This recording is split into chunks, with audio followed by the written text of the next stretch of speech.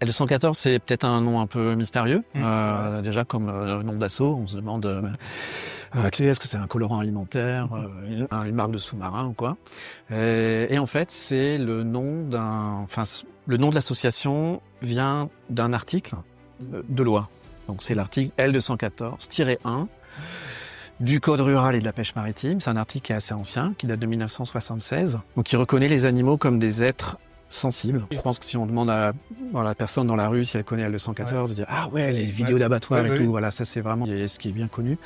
Et on travaille pour ça avec ce qu'on appelle nous des lanceurs d'alerte. Parfois, il y avait notamment un employé de l'abattoir de Limoges qui avait filmé l'abattage des vaches gestantes, c'est-à-dire des vaches qui étaient porteuses d'un veau, et lui il était au bout de espèce de caniveau en fait, où on jetait les fœtus de veau et il les récupérait comme ça. Et donc on l'a équipé avec une caméra, il a filmé ça, et suite à ça il a quitté le job et il est venu avec nous dans les médias.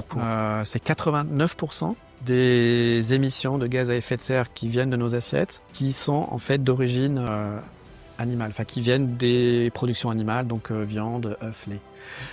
Les produits laitiers et la viande de ruminants là-dedans, donc comme le mouton et les bovins, représentent les 3/4 de ces 89%. Okay. C'est souvent une critique qui est faite à l'association, et en fait c'est vrai. On ne cache pas, en tout cas, que la vision qu'on a, en fait, c'est pour les animaux et pour l'humanité, c'est, même si c'est utopique, même si c'est très lointain, c'est un monde dans lequel on se nourrit d'une manière qui ne coûte pas la vie aux animaux. Le gavage des canards pour le foie gras, c'est infernal. C'est vraiment des pires trucs que j'ai vus. Est-ce que vous auriez est-ce que tu aurais un conseil à donner à quelqu'un qui débute dans le militantisme, on va dire écolo, même dans la cause animale? Le premier, ce serait de ne pas être trop exigeant avec soi-même.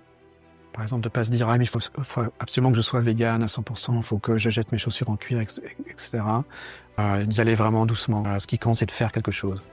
Si vous n'êtes pas vegan, c'est vraiment pas grave. Si vous l'êtes, c'est bien, hein. Mais si vous l'êtes pas, c'est vraiment pas grave. Il y a des gens qui disent « Mais moi, je pourrais jamais être vegan parce que j'aime trop le fromage et tout ça. » Gardez le fromage, c'est pas un souci. Voilà, qu'est-ce que vous pouvez arrêter? Il faut arrêter le foie gras, c'est bien, le poulet. Faites ce que vous pouvez. Mais on n'est pas dans une religion, c'est pas, on s'en fout des définitions, vegan, pas vegan, on s'en fout.